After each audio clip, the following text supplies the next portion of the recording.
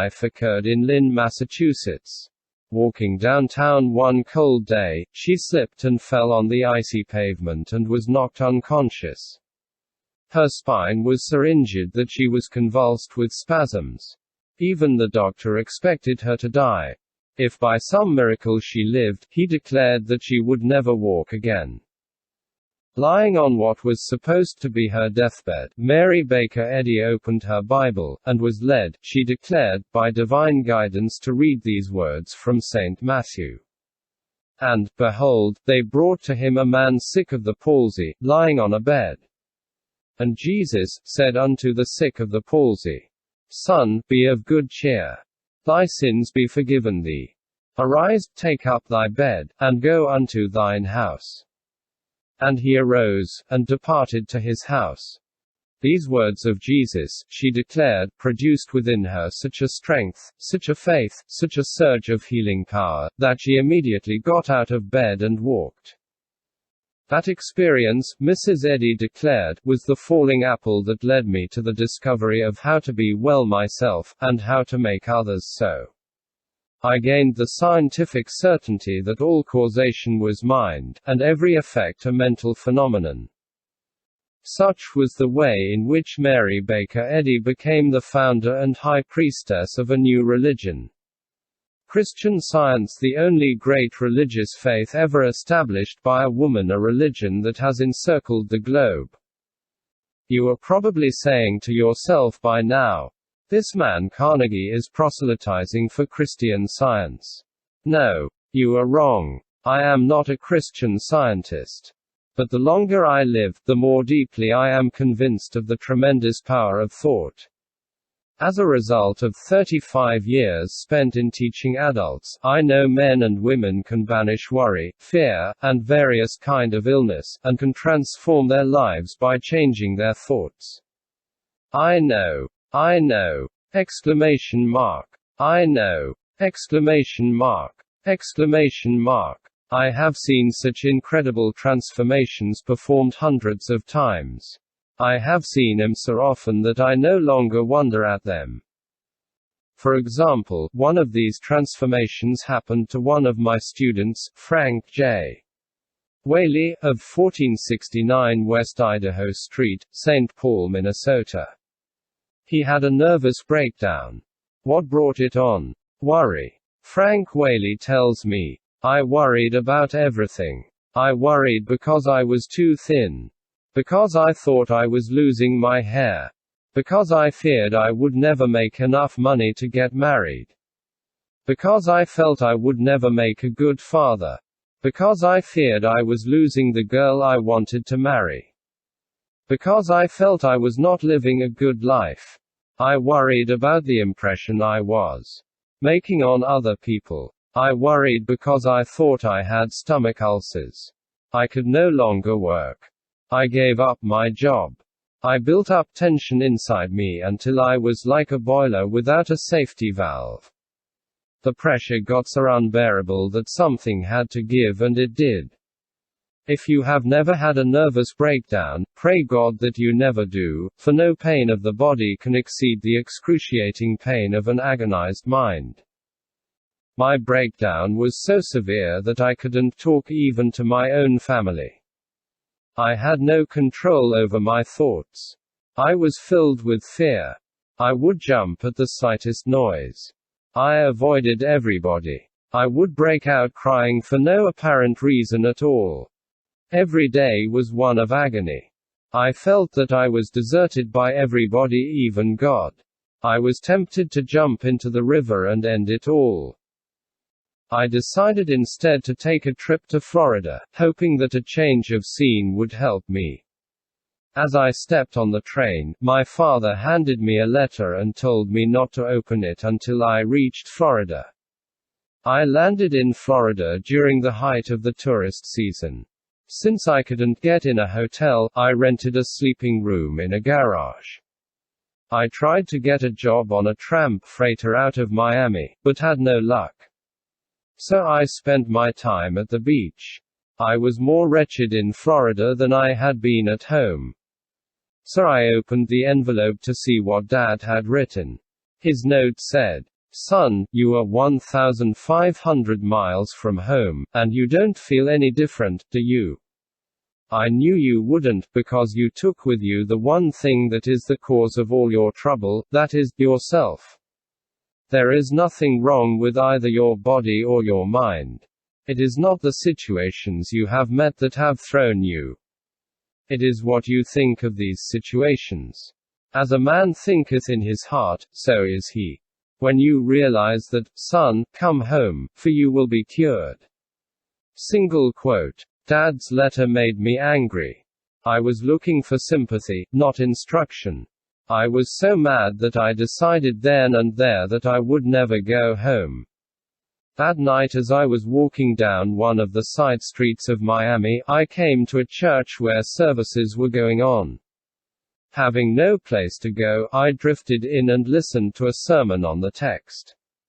He who conquers his spirit is mightier than he who taketh a city.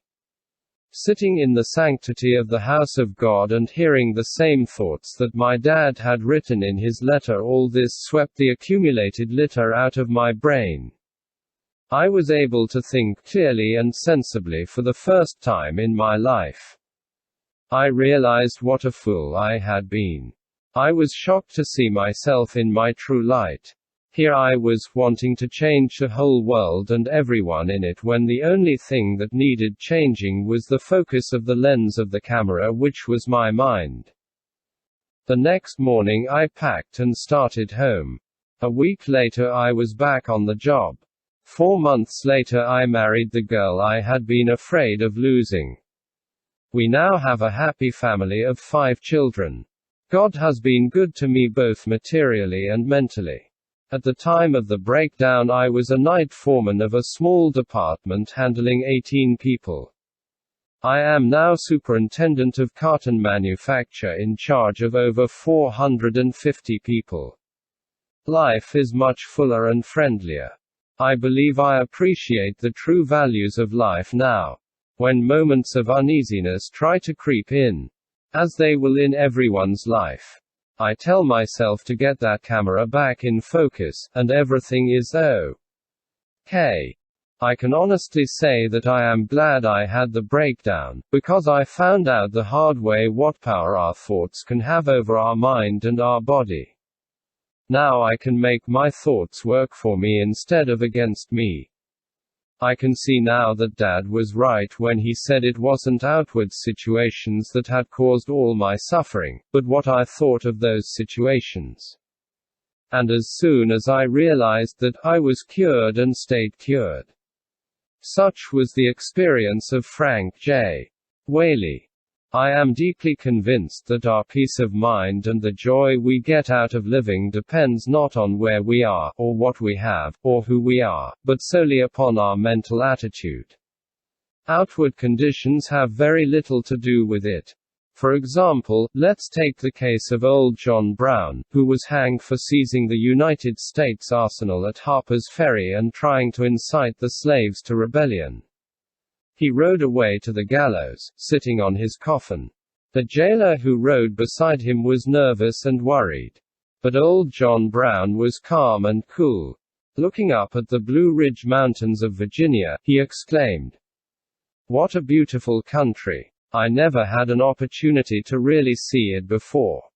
Or take the case of Robert Falcon Scott and his companions, the first Englishmen ever to reach the South Pole. Their return trip was probably the cruelest journey ever undertaken by man.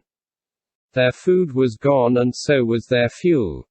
They could no longer march because a howling blizzard roared down over the rim of the earth for 11 days and nights, a wind so fierce and sharp that it cut ridges in the polar ice. Scott and his companions knew they were going to die. And they had brought a quantity of opium along for just such an emergency. A big dose of opium, and they could all lie down to pleasant dreams, never to wake again. But they ignored the drug, and died singing ringing songs of cheer. We know they did because of a farewell letter found with their frozen bodies by a searching party, 8 months later. Yes, if we cherish creative thoughts of courage and calmness, we can enjoy the scenery while sitting on our coffin, riding to the gallows. Or we can fill our tents with ringing songs of cheer, while starving and freezing to death. Milton in his blindness discovered that same truth 300 years ago. The mind is its own place, and in itself can make a heaven of hell, a hell of heaven. Napoleon and Helen Keller are perfect illustrations of Milton's statement. Napoleon had everything men usually crave: glory, power, riches, yet he said at St. Helena, "I have never known 6 happy days in my life." While Helen Keller, blind, deaf, dumb, declared, "I have found life so beautiful. If half a century of living has taught me anything at all, it has taught me that nothing can bring you peace but yourself." I am merely trying to repeat what Emerson said so well in the closing words of his essay on self-reliance. A political victory, a rise in rents, the recovery of your sick, or the return of your absent friend, or some other quite external event, raises your spirits, and you think good days are preparing for you. Do not believe it. It can never be so. Nothing can bring you peace but yourself. Epictetus, the great Stoic philosopher, warned that we ought to be more concerned about removing wrong thoughts from the mind than about removing tumors and abscesses from the body. Epictetus said that 19 centuries ago, but modern medicine would back him up. Dr. G. Canby Robinson declared that 4 out of 5 patients admitted to Johns Hopkins Hospital were suffering from conditions brought on in part by emotional strains and stresses. This was often true even in cases of organic disturbances. Eventually, he declared, these trace back to maladjustments to life and its problems. Montaigne, the great French philosopher, adopted these 17 words as the motto of his life. A man is not hurt so much by what happens, as by his opinion of what happens. And our opinion of what happens is entirely up to us. What do I mean? Have I the colossal effrontery to tell you to your face when you are mowed down?